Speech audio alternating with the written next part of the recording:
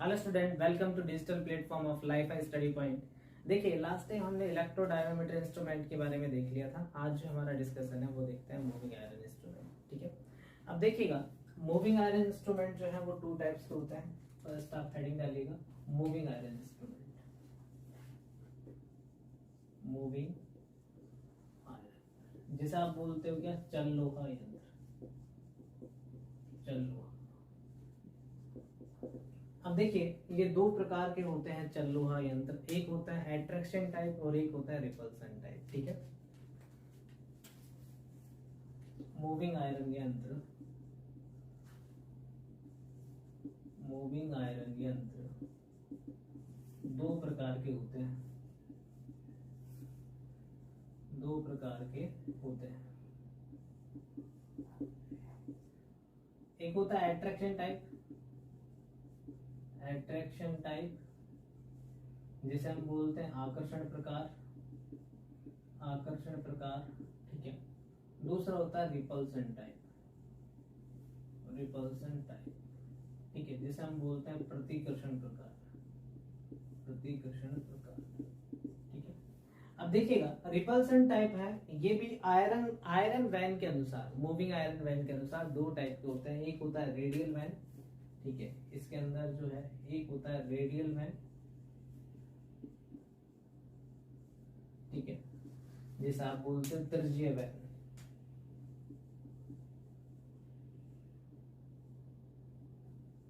त्रिज्यीय van.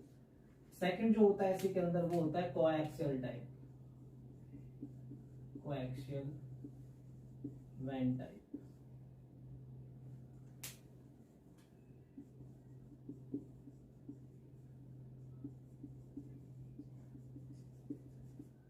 ठीक है, यानी कि मूविंग आयरन इंस्ट्रूमेंट है वो दो टाइप के हैं, एट्रैक्शन टाइप और रिपल्सन टाइप। ठीक है, दोनों के डायग्राम हमने बना रखे हैं, एक एक को देखेंगे अच्छे से। ठीक है, फर्स्ट ये सुनिएगा कि जो एट्रैक्शन टाइप है और रिपल्सन टाइप है, दोनों ही अपने पास जो मूविंग आयरन यंत्र है वो मिनिमम रिलक्टेंस के सिद्धांत पर कार्य करते हैं। ठीक है, तो पॉइंट नोट कीजिएगा,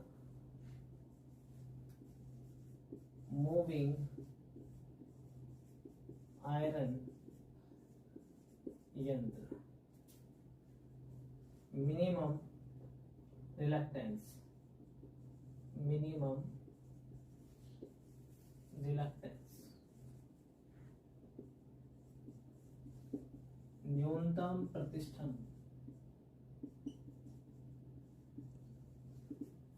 के सिद्धांत पर कार्य करते हैं, के सिद्धांत पर कार्य करते हैं। ठीक है, यानी कि यहाँ जो डिफ्लेक्टिंग टॉर्क होगा करंट पर डिपेंड नहीं होगा, केवल किस पर डिपेंड होगा, मिनिमम रिलक्टेंस पे। ठीक है, यानी कि जो आयरन वैन मूव होगी, जहां पर अपने पास रिलक्टेंस मिनिमम होगा उधर मूव होगी। यही रीजन होता है कि करंट चाहे एसी हो या फिर डीसी हो तो इसका कोई इफेक्ट नहीं पड़ता डिफ्लेक्टिंग टॉर्क पर।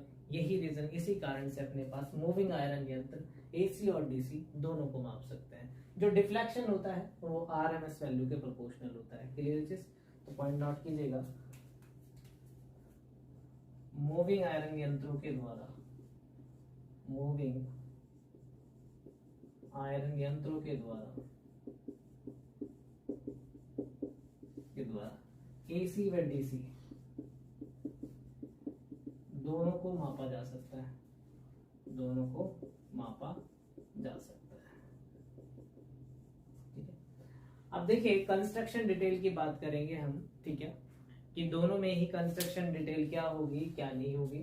तो फर्स्ट जो हम ले रहे हैं ये अपने पास एट्रैक्शन टाइप है और ये है अपने पास क्या है, रिपल्सन टाइप। रिपल्सन में भी कौन सा है, कोएक्सियल टाइप है। क्लियर चीज, ठीक है, तो फर्स्ट ये नोट कीजिएगा, फिर एट्रैक्शन टाइप को देखते हैं।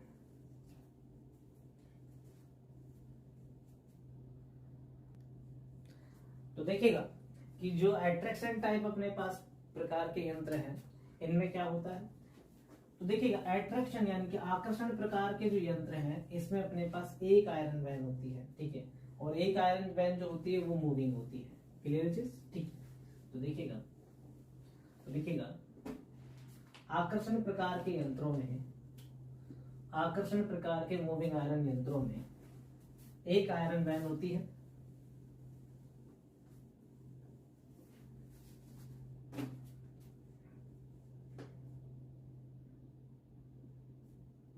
आकर्षण प्रकार के चल लोहा यंत्रों में चल लोहा यंत्रों में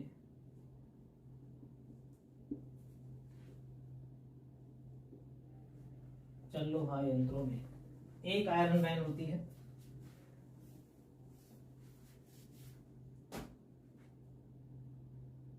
एक आयरन वैन होती है।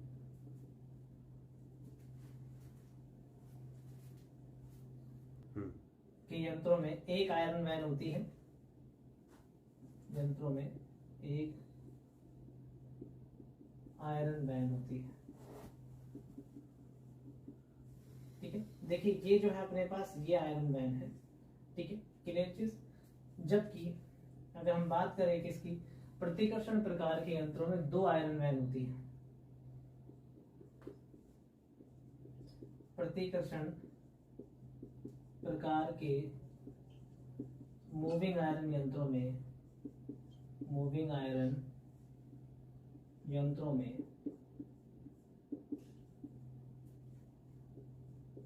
दो आयरन वैन होती है। दो आयरन वैन होती है। ठीक है, अब दो आयरन वैन कौन सी होंगी, तो यहाँ देखिएगा एक आयरन वैन तो ये है अपने पास जो मूवेबल है, ये वाली जो दिख रही होगी आपको, और दूसरी आयरन वैन जो है ये अपने पास ये है, ये मूवेबल है। कौन सी है, ये अपने पास फिक्स है। कौन सी है, फिक्स। फिक्स का मतलब स्थिर। ठीक है, तो दिख रहा होगा आपसे ये जो रेड रेड है ये वाली। ठीक है, ये वाली जो आयरन वैन है ये तो अपने पास कौन सी है, फिक्स्ड आयरन वैन है। ठीक है, और जो ब्लैक वाली ये कौन सी, मूवेबल। क्लियर चीज। यानी कि जो रिपल्सन प्रकार के जो मूविंग आयरन यंत्र होंगे, यहाँ जो आयरन वैन मिलेंगी ये दो मिलेंगी, एक फिक्स होगी और एक क्या होगी, मूवेबल होगी। क्लियर चीज। और जबकि अपने पास अट्रैक्शन टाइप का होगा, यहाँ पर अपने पास एक आयरन वैन होगी जो कि मूवेबल होगी। क्लियर चीज। दोनों में अंतर पता चल गया होगा आपको, डिफरेंस क्या है।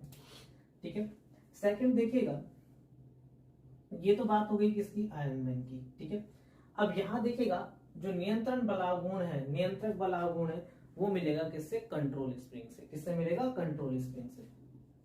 लिखिएगा नियंत्रण बलागुण, नियंत्रण बलागुण मूविंग आयरन यंत्रों में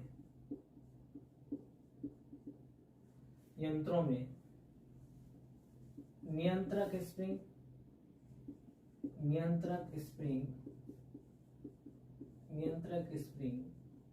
तथा गुरुत्वीय त्वरण से प्राप्त होता है। यानी कि जो मूविंग आयरन इंस्ट्रूमेंट होंगे, यहाँ पर जो कंट्रोलिंग टॉर्क है स्प्रिंग से भी मिलता है, और अपने पास ग्रेविटेशनल जो है अपने पास गुरुत्वीय त्वरण है उससे भी प्राप्त होता है। अब देखिएगा कि नॉर्मल जो मूविंग आयरन इंस्ट्रूमेंट होंगे, वहां जो हम यूज करेंगे वो अपने पास कंट्रोलिंग टॉर्क के लिए स्प्रिंग का यूज करेंगे। लेकिन जो वॉल टाइप इंस्ट्रूमेंट होंगे, यानी कि जो अपने पास दीवार टाइप के इंस्ट्रूमेंट होंगे, यानी कि ऊर्ध्वाधर प्रकार के जो यंत्र होंगे, उनमें जो विधि यूज की जाएगी वो गुरुत्वीय त्वरण विधि का उपयोग किया जाएगा। क्लियर चीज, तो पॉइंट नोट कीजिएगा। वॉल टाइप या पैनल टाइप मूविंग आयरन यंत्रों में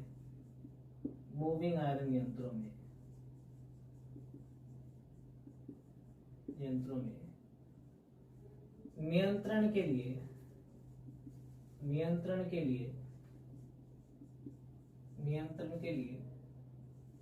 गुरुत्वीय त्वरण विधि का उपयोग किया जाता है। ठीक है, नॉर्मली अगर आपसे पूछे वर्टिकल टाइप के जो इंस्ट्रूमेंट हैं, या वॉल टाइप हैं, या पैनल टाइप के इंस्ट्रूमेंट है, इसमें जो हम यूज करेंगे कौन से अपने पास कंट्रोलिंग के लिए कौन सी विधि यूज करेंगे, ग्रेविटेशनल टॉर्क। कौन सा यूज करेंगे, ग्रेविटेशनल टॉर्क। अब देखिएगा ग्रेविटेशनल टॉर्क जो होता है TG, ये इक्वल्स टू होता है mg/L sin थीटा। ठीक है, क्लियर चीज। तो तो ये किसके, ज्या जो अपने पास ज्या कोण है उसके समानुपाती होता है गुरुत्वीय त्वरण। यहाँ से भी क्वेश्चन पूछ लिया जाता है। m जो है मास, जो है अपने पास द्रव्यमान है, l क्या है लेंथ है। क्लियर चीज कि नॉर्मली अगर अपने पास बात करें तो नियंत्रक जो है नियंत्रण के लिए क्या यूज करते हैं, कंट्रोल स्प्रिंग के लिए जो यूज करेंगे फॉस्फोर ब्रॉन्ज स्प्रिंग यूज करेंगे। अदरवाइज आपसे पूछा जाए वोल्ट टाइप या पैनल टाइप, या फिर आपसे ये पूछा जाए कि ऊर्ध्वाधर प्रकार के यंत्रों में, मूविंग आयरन यंत्रों में नियंत्रण के लिए क्या यूज करते हैं, गुरुत्वीय त्वरण विधि। यहाँ से सीधा क्वेश्चन बनता है, तो ये क्या है, इंपॉर्टेंट है। क्लियर चीज, ठीक है। नेक्स्ट चलते हैं अपने पास। नेक्स्ट देखिएगा, यहाँ जो मैग्नेटिक फील्ड है वो क्या होती है, वीक होती है, यानी कि कमजोर होती है। और मैग्नेटिक फील्ड जो है कमजोर है, तो डैम्पिंग के लिए जो यूज करेंगे, एयर फ्रिक्शन डैम्पिंग का उपयोग करेंगे, जिसे आप न्यूमेटिकली डैम्पिंग भी बोलते हैं। क्लियर चीज, नोट कीजिएगा ये।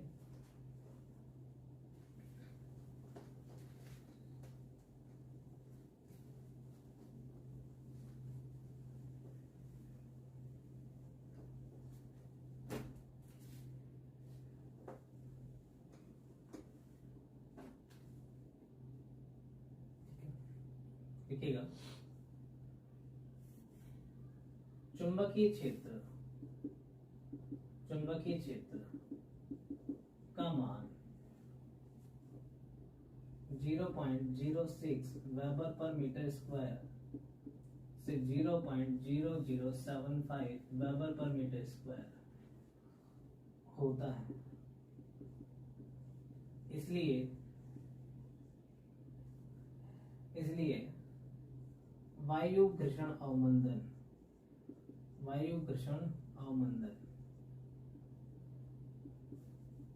एयर फ्रिक्शन डैम्पिंग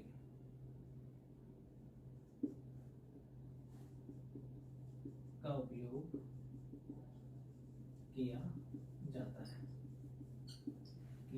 ठीक है, यानी कि मैग्नेटिक फील्ड है वो अपने पास वीक है यानी कमजोर है, इसलिए जो हम डैम्पिंग यूज करेंगे, कौन सी यूज करेंगे, एयर फ्रिक्शन डैम्पिंग का उपयोग करेंगे। क्लियर चीज। अब देखिएगा कि जो मूविंग आयरन यंत्र है ये सूटेबल होते हैं अपने पास 0 से लेके 125 हर्ट्ज तक की सप्लाई के लिए। ठीक है, यानी कि जो फ्रीक्वेंसी है 125 हर्ट्ज तक की फ्रीक्वेंसी के लिए आप इन्हें यूज कर सकते हो।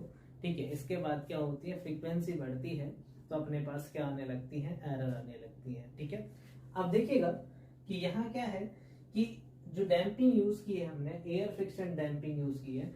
अदरवाइज अगर हम क्या है एडी करंट डैम्पिंग यूज करेंगे तो एडी करंट क्या है अपने पास, डिफ्लेक्टिंग टॉर्क है, इसको क्या करता है अपने पास, असंतुलित करता है, अनबैलेंस करता है, तो रीडिंग क्या है, गलत प्राप्त होती है। इसलिए क्या करते हैं हम, जो यूज करते हैं, कौन सी डैम्पिंग यूज करते हैं, एयर फ्रिक्शन डैम्पिंग यूज करते हैं। ठीक है, अगर मैग्नेटिक फील्ड स्ट्रांग होती तभी हम यूज कर सकते हैं कौन सी, एडी करंट डैम्पिंग। क्लियर चीज। नेक्स्ट पॉइंट देखिएगा, मूविंग आयरन यंत्र,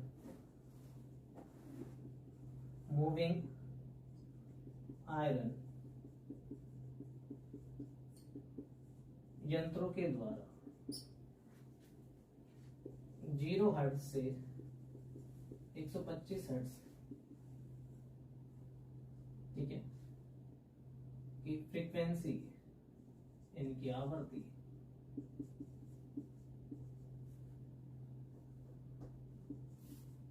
की धारा को मापा जा सकता है, इसके बाद क्या होगी, एरर होगी। अब देखते हैं एरर क्यों होती है। अब देखिएगा कि जो आयरन है, आयरन में क्या होने लग जाते हैं अपने पास, जब एडी करंट इंड्यूस होगा तो एडी करंट के कारण क्या होंगे, लॉसेस होंगे या नहीं होंगे। तो इन प्रकार के यंत्रों में क्या किया जाता है, स्ट्रे फील्ड क्षेत्र से बचाने के लिए, स्ट्रे मैग्नेटिक फील्ड से बचाने के लिए मैग्नेटिक शील्ड का उपयोग किया जाता है। किसका उपयोग किया जाता है, मैग्नेटिक शील्ड। ठीक है, यानी कि चुंबकीय अपने पास शील्ड का उपयोग किन यंत्रों के लिए किया जाता है, मूविंग आयरन यंत्रों के लिए किया जाता है। नेक्स्ट पॉइंट लिखिएगा,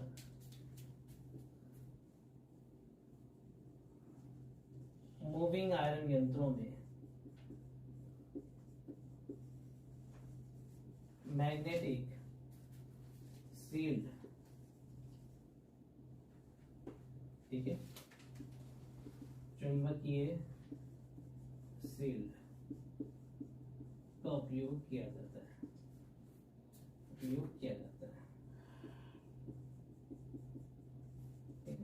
सीधा क्वेश्चन आता है एग्जाम में कि भाई मूविंग आयरन यंत्र है, यहाँ अपने पास मूविंग आयरन यंत्रों में कौन सी शेडिंग का उपयोग किया जाता है, मैग्नेटिक शेड का, क्योंकि एक्स्ट्रामैग्नेटिक फील्ड के कारण क्या होने लग जाती है, एरर हो जाती है। ठीक है, इन एरर को दूर करने के लिए मैग्नेटिक शेड का उपयोग करते हैं। क्लियर? नेक्स्ट पॉइंट जो आता है मूविंग आयरन से रिलेटेड वो देखिएगा, ये नोट कर लिया होगा आपने।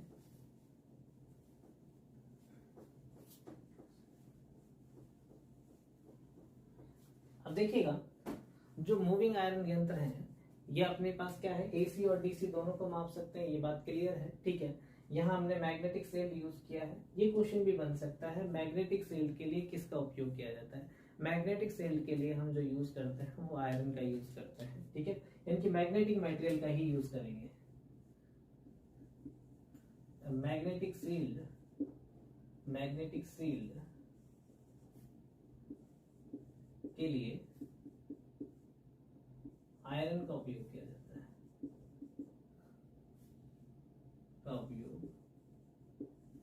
उपयोग किया जाता है।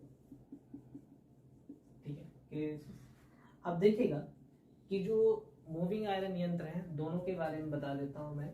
यहाँ अपने पास क्या है, ये बैलेंस रेट है, ये कॉइल रखी हुई है। अब देखिए जैसे ही अपने पास मीटर को कनेक्ट किया जाता है तो ये जो आयरन है अपने पास कहाँ घूमेगा, जहाँ मिनिमम रिलक्टेंस होगा। इसके साथ पॉइंटर अटैच होता है, जो भी रीडिंग है वो अपने पास मिल जाती है। सिमिलरली अपने पास रिपल्सन टाइप में क्या होता है, ठीक है, रिपल्सन फेज पे, यानी कि जैसे ही अपने पास क्या है करंट फ्लो होता है तो इस पर क्या है अपने पास रिपल्सन यानी कि प्रतिकर्षण बल लगता है। तो ये जो आयरन वैन है ये अपने पास खिसकती सकती है, इसके सकते ये जो आयरन वैन है इसके साथ ये स्पिंडल यानी स्पिंडल के साथ जो पॉइंटर लगा होता है, ये पॉइंटर क्या होता है अपने पास, देखिए ये ना, ये पॉइंटर इसके साथ अटैच होता है तो यहाँ अपने पास रीडिंग आने लगती है स्केल पर। क्लियर चीज? तो दोनों में डिफरेंस कुछ नहीं है। यहाँ पॉइंटर जो मूव करेगा यानी जो आयरन वैन है वो अपने पास मूव करती है, किधर मूव करेगी, जहां अपने पास मिनिमम रिलक्टेंस होगा। अगर रिलक्टेंस मिनिमम होगा तो वहां फ्लक्स क्या होगा, मैक्सिमम होगा। क्लियर चीज? ठीक है, नेक्स्ट पॉइंट लिखिएगा, मूविंग आयरन यंत्रों से एसी व डीसी दोनों को मापा जा सकता है, ये बात क्लियर हो चुकी है। और यहाँ जो डिफ्लेक्शन होगा किसके प्रोपोर्शनल टू होगा, आरएमएस वैल्यू के प्रोपोर्शनल टू होगा। ठीक है, ठीक है, मूविंग आयरन यंत्रों में विक्षेपण आरएमएस वैल्यू के लिए आता है, यानी कि जो डिफ्लेक्शन आता है वो किसके लिए डिफ्लेक्शन देते हैं, आरएमएस वैल्यू के लिए डिफ्लेक्शन देते हैं। क्लियर चीज? ठीक है, नेक्स्ट पॉइंट देखिएगा कि जो मूविंग आयरन यंत्र है अपने पास, कि यहाँ मूविंग आयरन यंत्रों में अपने पास जो पैमाना होगा वो रेखीय होगा, ए रेखीय होगा। उसके लिए पहले देखते हैं कि डिफ्लेक्टिंग टॉर्क जो होगा यानी कि विक्षेपण बलागुण जो होगा इनका वो क्या होगा, विक्षेपण बलागुण डिफ्लेक्टिंग टॉर्क टीडी ये प्रोपोर्शनल टू होता है I square upon 2 dl upon D theta. Clear चीज? अब देखिएगा कि यहां से अगर हम देखें कंट्रोलिंग टॉर्क जो होगा स्प्रिंग से मिलता है वो होता है k थीटा, और संतुलित अवस्था में क्या होंगे, दोनों बलागुण क्या होंगे, बराबर होंगे। यानी संतुलित अवस्था जो होगी मेरे पास बैलेंस कंडीशन, तो दोनों टॉर्क बराबर होंगे, k थीटा इक्वल्स टू होगा I square upon 2 dl upon D theta. Clear चीज? तो यहाँ थीटा ये क्या आ जाएगा, I square upon 2k dl upon D theta. ठीक है, तो थीटा अपने पास क्या आएगा, प्रोपोर्शनल टू आई स्क्वायर। कहने का मतलब ये होगा कि थीटा बराबर 1 डिग्री, आई इक्वल्स टू क्या होगा 1, आई इक्वल्स टू अगर 2 होगा तो थीटा बराबर कितना आएगा 4 डिग्री, आई इक्वल्स टू 3 होगा तो थीटा बराबर आएगा 9 डिग्री। यानी स्केल जो होगा वो कैसा होगा, नॉन लीनियर होगा, अरेखीय होगा। इनकी मूविंग आयरन यंत्रों का पैमाना भी कैसा होता है, अरेखीय होता है। क्लियर चीज? नोट कीजिएगा, मूविंग आयरन यंत्रों का पैमाना अरेखीय का मतलब नॉन लीनियर होता है। क्लियर चीज? यानी कि ये चीज क्लियर हो जाती है अपने पास कि जो इलेक्ट्रोडायनामोमीटर है वहां भी पैमाना नॉन लीनियर था, यहाँ भी पैमाना क्या था, नॉन लीनियर था। दोनों में जो डिफ्लेक्शन आता है वो अपने पास आरएमएस वैल्यू के लिए डिफ्लेक्शन आता है। दोनों इंस्ट्रूमेंट एसी और डीसी दोनों को माप सकते हैं, लेकिन यहाँ देखिएगा जो फ्रीक्वेंसी थी वो अपने पास 125 हर्ट्ज तक है, और यहाँ अपने पास क्या होता है कि मैग्नेटिक फील्ड में रखना पड़ता है, और वहां फ्रीक्वेंसी रेंज बढ़ाने के लिए हम जो यूज करते हैं एसिस्टिक मूवमेंट यूज करते हैं। ये दो टाइप के होते हैं अपने पास, अट्रैक्शन टाइप और रिपल्सन टाइप। अब देखिएगा कि जो मूविंग आयरन यंत्र हैं ये क्या होते हैं, सस्ते होते हैं, ठीक है। अगर इनकी कॉस्ट देखें तो कॉस्ट में जो होंगे ये क्या होंगे, सस्ते होंगे। तो इसका उपयोग जो किया जाएगा वो औद्योगिक क्षेत्रों में किया जाता है। किस में किया जाता है, औद्योगिक क्षेत्रों में। तो पॉइंट लिखेगा, मूविंग आयरन यंत्रों का उपयोग औद्योगिक क्षेत्रों में किया जाता है, ठीक है। मूविंग आयरन यंत्रों का उपयोग औद्योगिक क्षेत्रों में किया जाता है, औद्योगिक क्षेत्रों में किया जाता है। नोट कीजिएगा इसमें।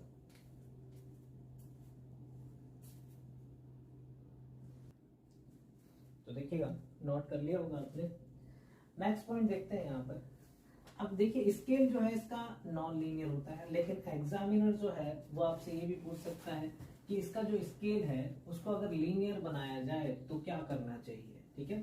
तो देखिए लीनियर बनाने के लिए हम क्या करेंगे, ये इक्वेशन थी अपने पास, ठीक है। तो देखिए थीटा इक्वल टू था मेरे पास I square 2k dl upon D theta. तो मैं इसको यहाँ थीटा से मल्टीप्लाई कर देता हूँ, यहाँ भी थीटा से मल्टीप्लाई कर देता हूँ। तो थीटा स्क्वायर इक्वल्स टू क्या आ जाएगा, I square 2k theta dl upon D theta. अब देखिए ये तो कांस्टेंट है ये अपने पास, क्लियर चीज। अगर ये भी कांस्टेंट हो जाए तो क्या होगा, थीटा स्क्वायर प्रोपोर्शनल टू हो जाएगा आई स्क्वायर, पावर से पावर कैंसिल आउट, तो थीटा प्रोपोर्शनल टू क्या हो जाएगा, आई। तो यहाँ एक पॉइंट बन जाता है theta dl upon D theta. इसको अगर हम नियत बना दें तो जो मूविंग आयरन का पैमाना है वो कैसा हो जाएगा, रेखीय हो जाएगा, ठीक है। तो पॉइंट नोट कीजिएगा, मूविंग आयरन यंत्रों के पैमाने को रेखीय बनाने हेतु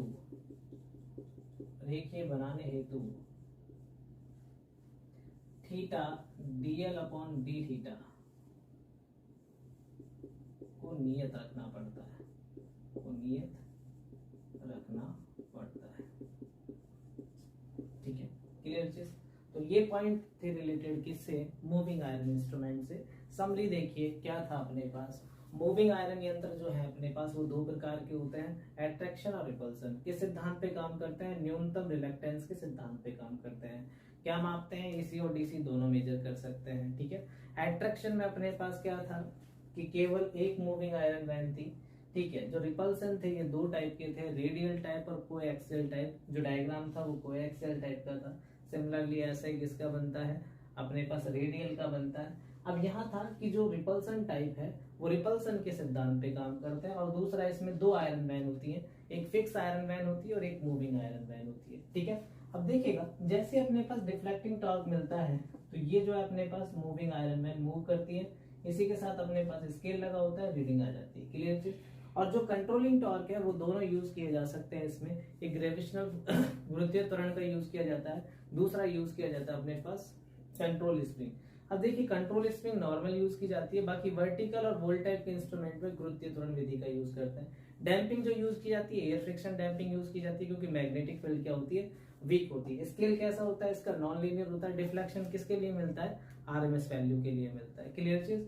जो है अपने पास सस्ते होते हैं, सस्ते होने के कारण जो इनका यूज किया जाता है वो औद्योगिक क्षेत्रों में किया जाता है। ये पॉइंट किससे रिलेटेड थे, मूविंग आयरन यंत्रों से। अब देखिएगा मूविंग आयरन यंत्र का जो सिंबल होता है, जो इंस्ट्रूमेंट का होता है, वो इस टाइप का होता है, क्लियर चीज, ठीक है। ये कभी कभी आपसे पूछ लिया जाता है पेपर में कि मूविंग आयरन जो यंत्र है उसका सिंबल किस टाइप का होगा, इस टाइप का होगा, क्लियर चीज। तो ये थे अपने पास मूविंग आयरन यंत्र। नेक्स्ट सेक्शन में जो हम देखेंगे वो इलेक्ट्रोस्टैटिक इंस्ट्रूमेंट देखेंगे। Okay, thank you.